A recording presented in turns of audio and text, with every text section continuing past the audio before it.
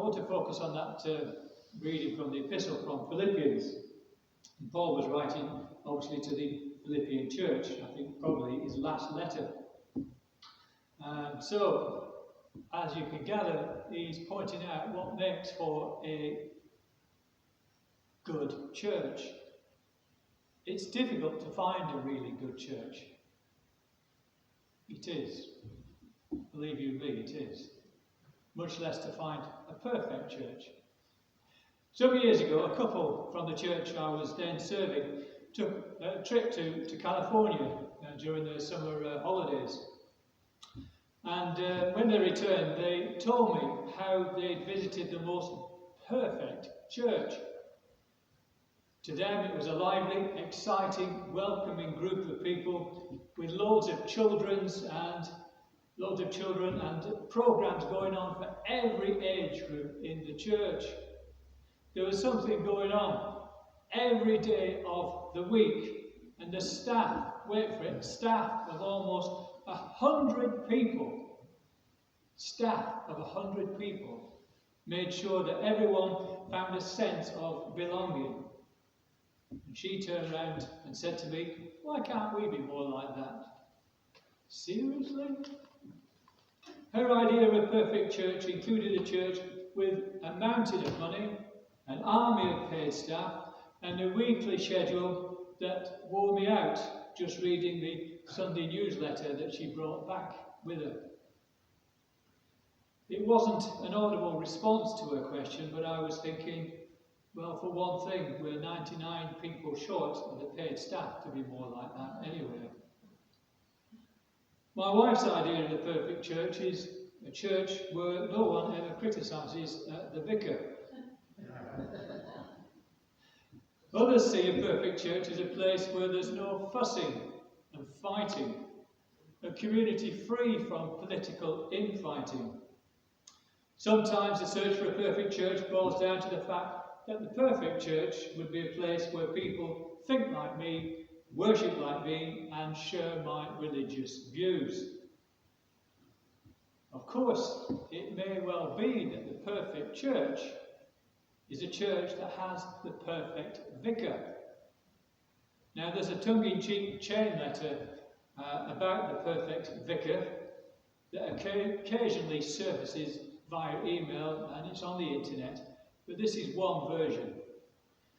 The results of a computerized survey indicate the perfect vicar preaches for exactly 30 minutes. He condemns sin, but never upsets anybody. He works from 8 o'clock until midnight, and he's also the church cleaner. He makes 50 quid a week, wears good clothes, buys good books, drives a good car, and gives about 50 quid a week to the church. He's 28 years old, has preached for 30 years. He has a burning desire to work with teenagers and spends all of his time with senior citizens. The perfect minister smiles all the time with a straight face because he has a sense of humour that keeps him seriously dedicated to his work. He makes 15 calls daily on congregational families, the housebound, the hospitalised, pre-COVID of course, and he's always in the office when needed.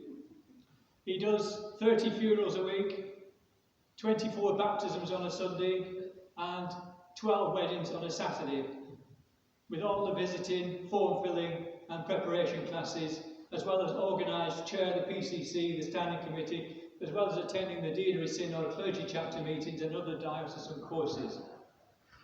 Now, if your minister measures up, simply send this letter to 6 other churches who are tired of if your minister does not measure up, send this letter to 6 other churches who are tired of their minister too, and then bundle up your minister and send him to the church at the top of the list.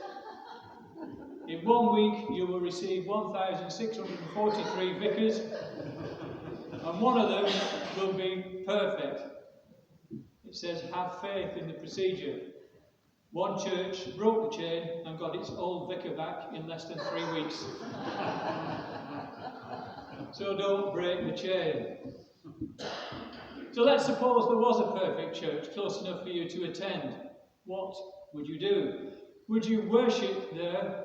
And even more, would you join the church?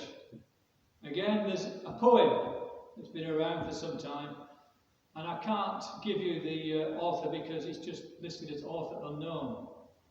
And the last time I saw it, it was in a church newsletter bulletin where I was visiting the church, and it goes something like this.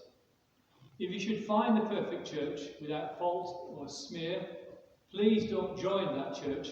You'd spoil the atmosphere.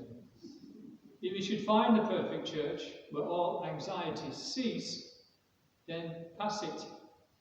By less joining it, you mar the masterpiece. If you should find the perfect church, then don't you ever dare to tread upon such holy ground, because you'd be a misfit there. But since no perfect church exists, made of imperfect women and men, then let's cease looking for that church and love the one that we're in. Of course, it's not a perfect church. That's simple to discern. But you and I and all of us could cause the tide to turn. So let's keep working in our church until the resurrection. And then we each will join God's church without an imperfection.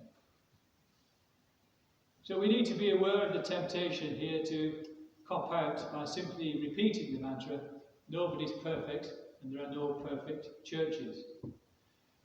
The fact that there are no perfect churches shouldn't keep us from doing all we can to strengthen and build up the body of Christ where we find ourselves. And more than we should not work, we should improve ourselves as well, our own Christian lives, because there are no perfect Christians. We're all works in progress. We all make mistakes. The epistle reading today is a great encouragement to work to make the church all it can be. Indeed, the passage actually tells us how to have that perfect church, if we can only put into practice the principles given in that letter written by Paul. There's a three-pronged message in that text, each of which is a sermon in itself, and I haven't got time to go into each of those three in detail today, but I can highlight. The first is Paul tells the congregation that they can bring joy to his heart. Secondly, he encouraged them to have a mindset of Christ. And third, recognizing the very tall order of the first two, he explains to them how this perfect church can come about. So I urge you to read Philippians. It's not a long book, it's fairly short. You'll probably get through it in about half an hour, no problem. It's something very much worth looking at. And so I believe there's no question that our world today, where we are with this pandemic, our community could use a church where all these qualities are at work. Bringing joy to God's heart, having the mindset of Christ, and working together as brothers and sisters in the love of Christ. Amen.